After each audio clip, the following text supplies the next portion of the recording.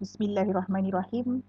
Assalamualaikum warahmatullahi wabarakatuh dan salam sejahtera kepada semua anak murid Cikgu Rozi dan juga kepada semua. Uh, Berjumpa lagi kita untuk kelas KVS Pembuatan Roti C03 Penyediaan Donat. Alhamdulillah. Okey, so hari ini masih lagi objektif pembelajaran yang sama untuk aktiviti yang pertama iaitu mengenal pasti keperluan penyediaan donat. Dan hasil pembelajaran khusus kita hari ini, untuk kelas hari ini adalah cikgu harap anak murid semua dapat mengenal pasti prosedur membuat donat dan juga dapat mengenal pasti aliran kerja penyediaan donat. So kita akan tengok dua benda, kita ada dua hasil pembelajaran hari ini. So untuk prosedur membuat donat, kaedah mencampurkan untuk membuat donat, kita akan guna kaedah dough ringkas. Okay? So kaedah dough ringkas ni adalah kaedah yang paling ringkas, paling mudah. Kita cuma campur saja, dia tak banyak sangat step.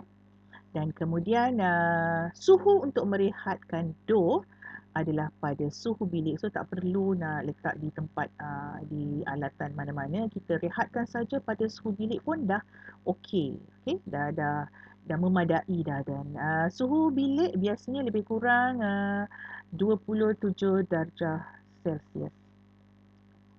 Kemudian suhu untuk menggoreng, suhu minyak tu adalah pada 185 darjah Celsius sehingga 195 darjah Celsius untuk menggoreng donat.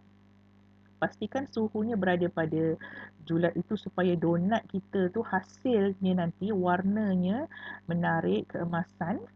Dan juga masa menggoreng tak lama, lebih kurang 2,5 minit sahaja. 90 saat sahaja. So jangan terlampau lama menyebabkan nanti warnanya akan jadi tak menarik, jadi gelap. Dan kalau sekejap sangat pula, takut di dalamnya tak masak. So kita akan masak, kita akan goreng pada kedua-dua bahagian, kedua-dua belah donat. Dan seterusnya kita akan lihat aliran kerja untuk penyediaan donat.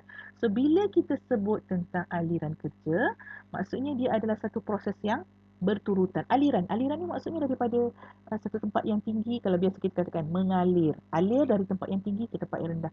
Dan dia ada step-step. Dia tak boleh terus ke bawah, naik atas, tak boleh.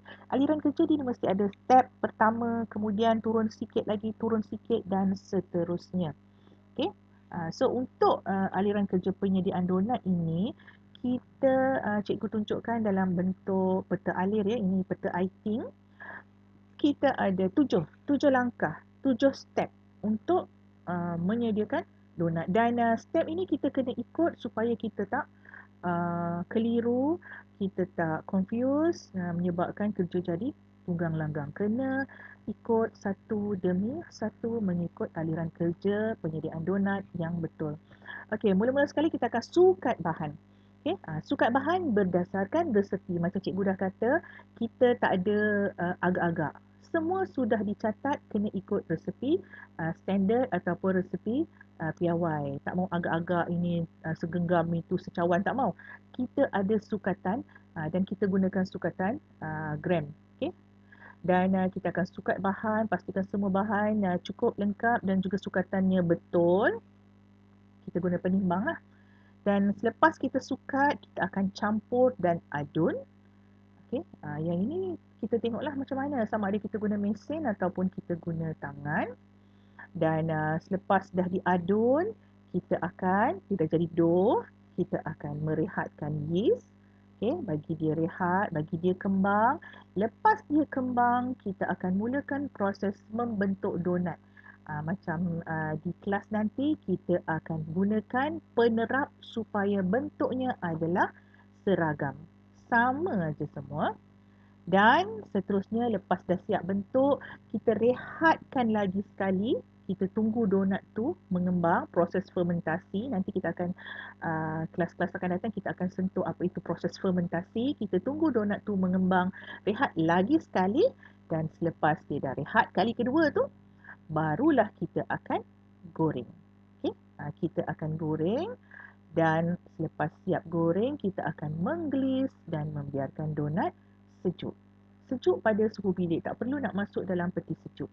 So, kita buat kemasan terakhir. Macam cikgu kata tadi, aliran kerja ni dia ada step.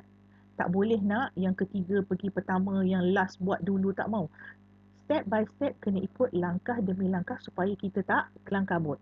Kita tak boleh tiba-tiba dah campur baru belum sukat. Tak mau. Kita sukat dulu. Jadi kita kena pastikan aliran kerja kita itu betul ada 7 step.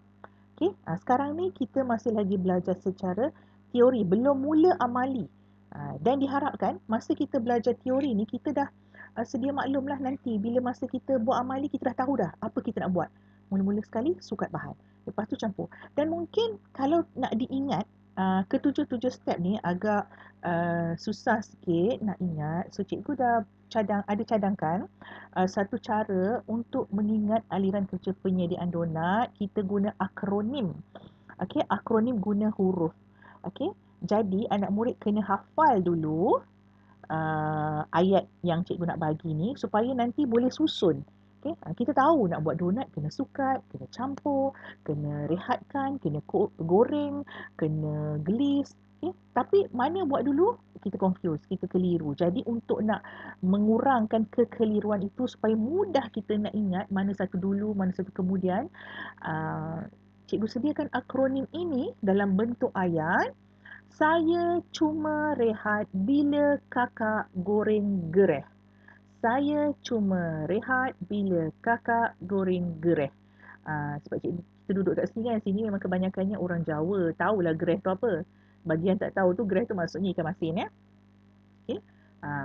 So, ayat itu perlu dihafal supaya kita ingat, dapat membantu kita menguatkan ingatan kita untuk nak tentukan mana dulu. Kalau kita nak ingat sukat campur rehat bentuk kembang goreng gelis macam payah nak ingat kan. So cikgu buat dalam satu ayat yang lebih mudah nak ingat. Saya cuma rehat bila kakak goreng gereh. Saya cuma rehat bila kakak goreng gereh. Jadi kena hafal ayat tu, tapi bukan semata-mata menghafal ayat saya cuma rehat bila kakak goreng gereh. Nanti cikgu tanya, saya tu apa?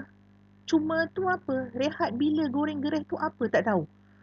Saya cuma hafal, saya cuma rehat bila kakak goreng gereh. Tak mau, kena ingat, saya cuma rehat bila kakak goreng gereh.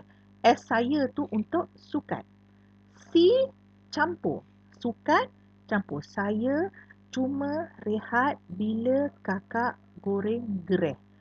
Saya sukat, cuma campur, rehat juga bila bentuk B, kakak kembang, goreng juga, gereh gelis.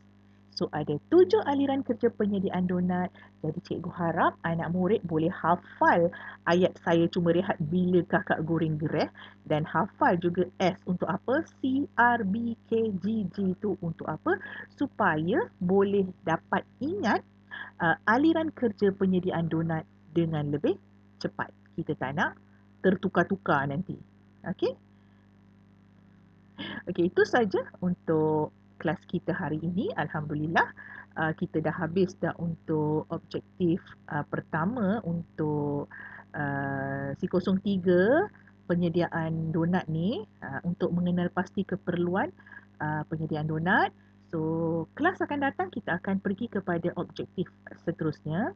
So, sehingga berjumpa lagi di kelas akan datang kalau panjang umur insya-Allah. Sekian dulu untuk hari ini. Terima kasih. Jumpa lagi dan bye-bye.